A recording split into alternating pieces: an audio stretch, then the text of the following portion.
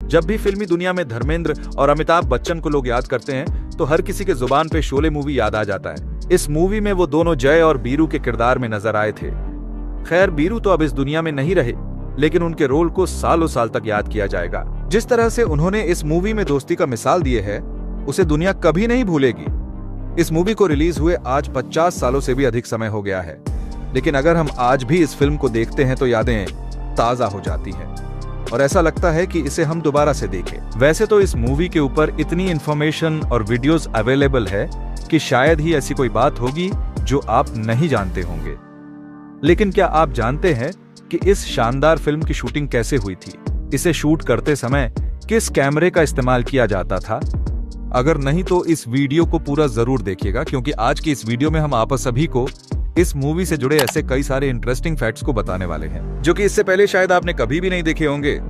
तो इस वीडियो को एक सेकंड। इस मूवी को इंडियन सिनेमा के बेहतरीन डायरेक्टर रमेश शिप्पी और जीपी शिप्पी के द्वारा बनाया गया था। वो इस फिल्म को बनाने से पहले साल 1972 में सीता और गीता मूवी को बनाए थे।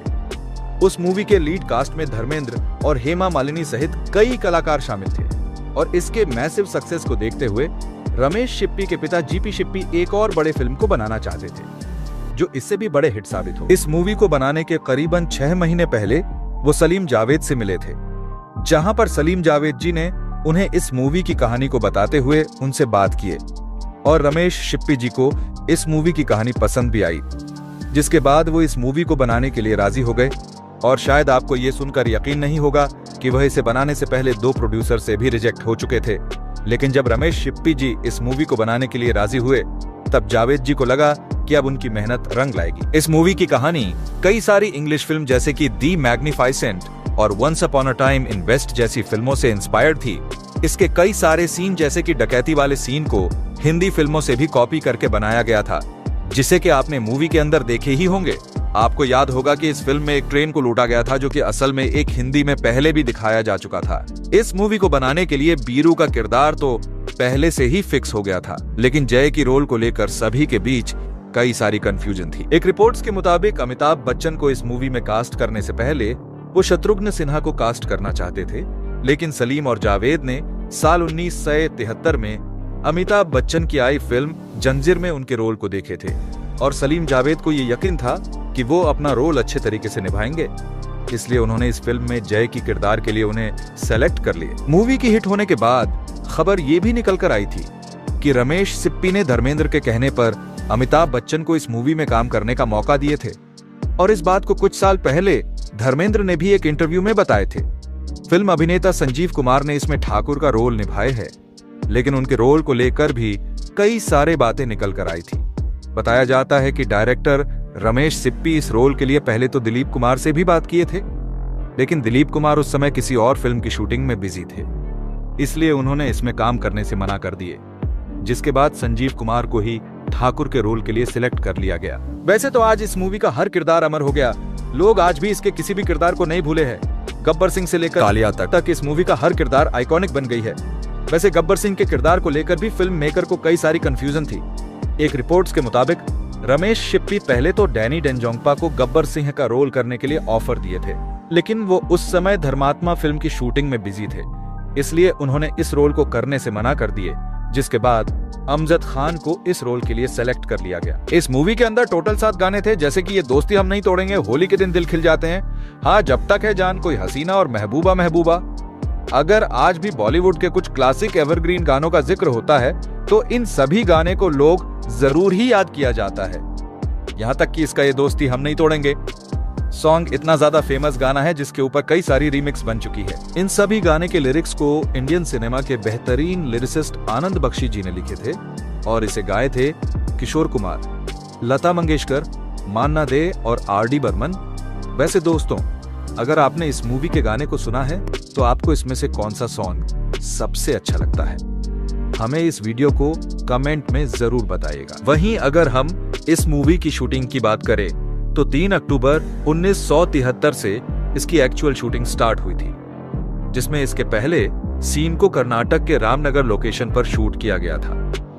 आपको बता दें कि इस कंप्लीट मूवी को शूट करने में करीबन 2 से ढाई साल का समय लगा था और इसके अंदर जो आपने रामगढ़ गांव को देखा है उसे इसी जगह पर बनाया गया था। इस मूवी की शूटिंग के लिए इस लोकेशन पर फिक्शनल सेट को डिजाइन किया गया था, जिसमें कई सारे छोटे छोटे घर जैसे आर्किटेक्चर को बनवाया गया था। अगर आपने इस मूवी को देखा है तो आपको इसका यह सीन तो याद ही होगा, जब होली के दिन ठाकुर पहली बार अपनी बहू से मिलता है।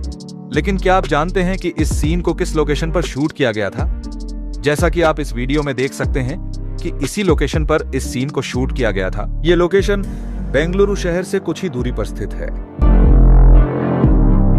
इस मूवी की हिट होने के बाद लोग इस लोकेशन पर आते रहते हैं और सोशल मीडिया पर तो कई सारे ऐसे वीडियो अवेलेबल है जिसमें लोग यहां घूमते हुए नजर आते हैं। मूवी की शूटिंग करने से पहले हर रोज सभी एक्टर्स को उनके स्क्रिप्ट को समझाया जाता था। उसके बाद ही इसकी शूटिंग होती थी। जैसा कि आप यहां पर देख सकते हैं कि कैसे इसकी शूटिंग करने से पहले धर्मेंद्र और अमिताभ बच्चन को स्क्रिप्ट समझाया जाता है। इसके अलावा आपको यह सीन तो याद ही होगा, जब अमिताभ बच्चन और धर्मेंद्र को जेल में रखा जाता है, तो ये उसी समय का शूटिंग सीन है। जैसा कि आपको पता होगा कि मूवी के अंदर गब्बर सिंह के गुंडे हर हफ्ते गांव के लोगों से वसूली करने के लिए आते थे, तो गांव के लोग डर के मारे उन्हें पैसे और अनाज दे देते थे। लेकिन क्या आप जानते हैं कि इस सीन को किस लोकेशन पर शूट किया गया था? आपको बता दें कि कर्नाटका के इसी लोकेशन पर उस सीन को भी शूट किया गया था, जैसा कि आप इस वीडियो में इस लोकेशन को देख सकते हैं। दोस्तों, अगर हम इस मूवी की सबसे इमोशनल सीन की बात करें तो मूवी के क्लाइमैक्स सीन में जब अमिताभ बच्चन को गोली लग जाता है और वो अपने दोस्त को बचाने के लिए खुद की जान खतरे में डाल लेते हैं, तो ये उस मूवी का सबसे इमोशनल सीन में से एक है।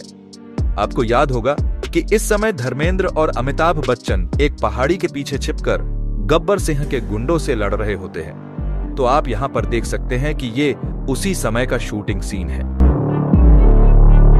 इस मूवी के एक सीन में जब अब्दुल चाचा के बेटे को गब्बर सिंह मार देते हैं और उसे घोड़े पर रखकर वापस गांव में भेज देते हैं, तो ये उसी समय का शूटिंग सीन है।